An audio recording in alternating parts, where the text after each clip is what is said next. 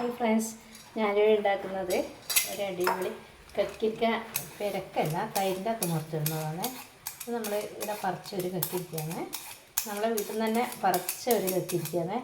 ഇതിൻ്റെ കുറച്ച് തൊലികളെല്ലാം ചെത്തി കളഞ്ഞ് ഇതിൻ്റെ തൊലികളെല്ലാം വൃത്തിയാക്കി കക്കിരിക്ക നല്ലതുപോലെ അരിഞ്ഞിട്ട് നല്ലതുപോലെ ചെറുങ്ങനെ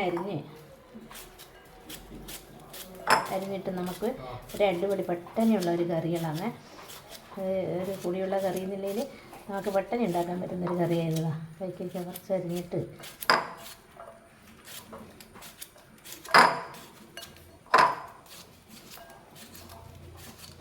കക്കിരിക്ക അരിഞ്ഞിട്ട് അതിൽ കുറച്ച് ഉള്ളി അരിഞ്ഞിട്ട് ഉള്ളിയും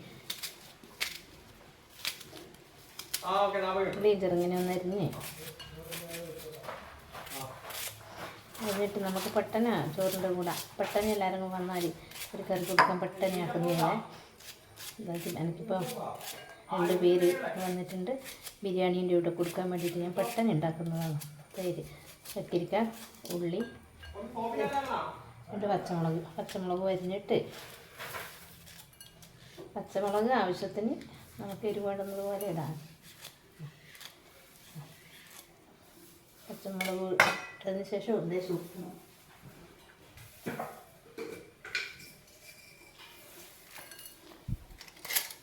ആവശ്യത്തിന് ഉപ്പിട്ട് നല്ലതുപോലെ ഒന്ന് ഞണ്ടി അതുപോലെ ഒന്ന് പെരക്കി വെക്കുക. എന്നിട്ട് കക്കിരിക്കായി ഉള്ളി പച്ചമുളക് അരിഞ്ഞിട്ട് ഉപ്പിട്ട് നല്ലോണം ഒതുക്കി വെക്കുക. കൈ കൊണ്ടൊന്നും ഉണ്ടെന്നില്ല, ഒതുക്കി വെക്കുക. അതിനുശേഷം നമ്മൾ അതിൽ തൈര് ഒഴിക്കുക. തൈര് ഒഴിച്ച് അടിപൊളി സലാഡ് കറിയായി പെട്ടെന്നുള്ള കറി, എല്ലാവർക്കും ഇഷ്ടപ്പെടുന്ന കറിയാണ്. കുട്ടിയൊക്കെയായാലും വലിയക്കായാലും എല്ലാവർക്കും ഇഷ്ടപ്പെടും.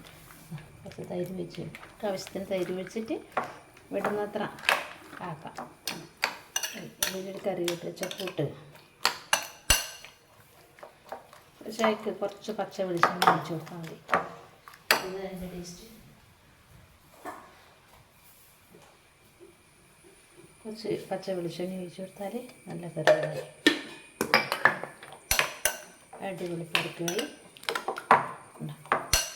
എല്ലാവരും ചോറിനും പെട്ടെന്ന് കറിയില്ലെങ്കിലും ഒരു വേറെ തൊട്ട കറിയായിട്ട് വേറെ ഒന്നുമില്ലെങ്കിൽ എല്ലാവരും ഇതുപോലെ ഒന്ന് ആക്കി വെക്കുക, ട്രൈ ചെയ്യാം.